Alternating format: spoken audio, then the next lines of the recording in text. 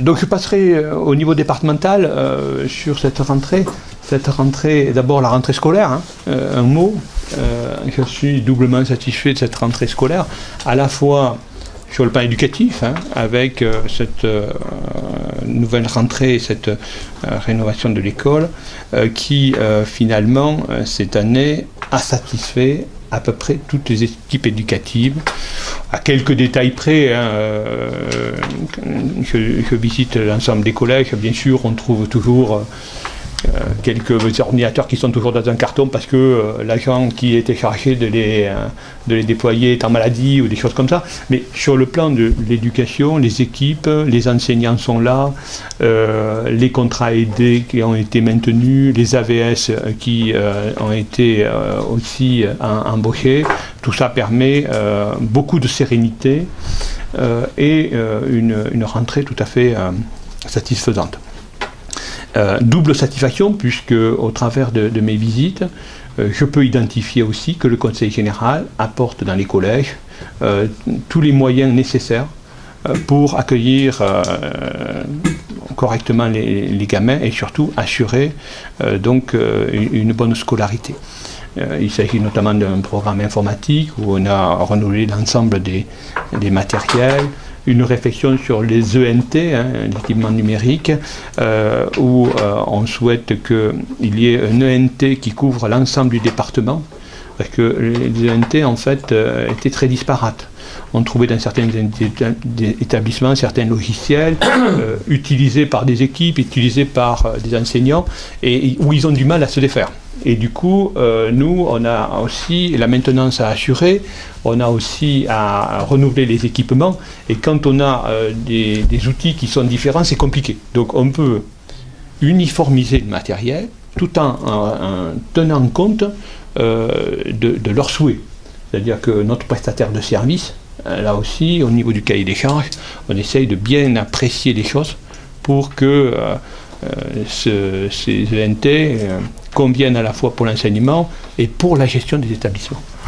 Donc on est sur quelque chose qui fonctionne bien. Alors en matière de collège, bien sûr, les investissements lourds qui sont devant nous, c'est la rénovation du collège de Riès, hein, où toutes les études sont faites maintenant, la plupart des consultations d'entreprise aussi, et donc ce sont des travaux qui vont démarrer, mais le montant des travaux est extrêmement lourd. Alors je pourrais même vous dire combien on compte y mettre, c'est 10,5 millions d'euros, hein, que représente cet investissement.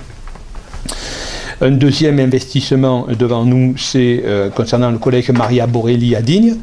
Notre souci, c'est de l'équiper d'un gymnase et d'en agrandir les locaux.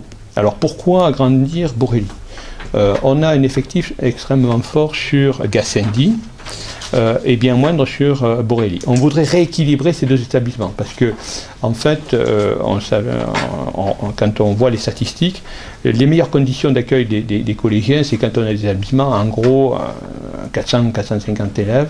Bon, là, on en a presque 800, on a plus de 800 à Gassendi, donc on voudrait mettre deux collèges de 600 en gros, 600-700, et du coup, il faut qu'on fasse ces aménagements là-haut. On y est facilité. Alors, on a fait des études pour faire ces aménagements. On a tergiversé depuis un certain nombre d'années parce que, si vous voulez, la cour du collège Borelli, on avait une clause où on ne pouvait pas construire plus d'une certaine hauteur. Et c'était une servitude au profit des voisins. On a discuté très longuement avec ces propriétaires-là. Et en définitive, au moment où on allait aboutir, le propriétaire est décédé, c'est les enfants qui ont repris, et ça c'est beaucoup compliqué. En même temps, l'école des Beaux-Arts a déménagé, et donc l'ancienne école des Beaux-Arts, qui est la propriété de la ville de Digne, eh bien, se libère. Donc nous avons conclu un accord avec la mairie, nous allons racheter ce bâtiment, nous allons raser une partie des bâtiments qui sont dessus pour y faire le gymnase, et du coup on peut faire notre aménagement sans amputer la cour de l'école, et donc on garde encore des possibilités autour du collège Gassendi. Là aussi, c'est un investissement de 11 700 000 euros. Donc là, on est en train de faire les études, mais c'est un investissement dont les travaux commenceront certainement pas avant 2015, voilà, en gros. Mais là, il y a toutes les procédures à mettre en œuvre. Et Ries, ça commence quand? Ries devrait commencer rapidement, hein, 2014. 2014. Il y a un déplacement des élèves qui est prévu ou ça se fait pas? Non, il n'est pas prévu. Alors en fait, il y aura je crois, des AGECO qui vont être mis. Et puis, comme il y a plusieurs bâtiments, on va faire des travaux sur un bâtiment, donc on va déplacer les élèves, puis après ils réintègrent le bâtiment fait, etc. Donc ça va se faire... bon, ça va être un peu compliqué quand même, avec les gamins dedans, mais ils sont nombreux aussi en bas, et il est inimaginable de...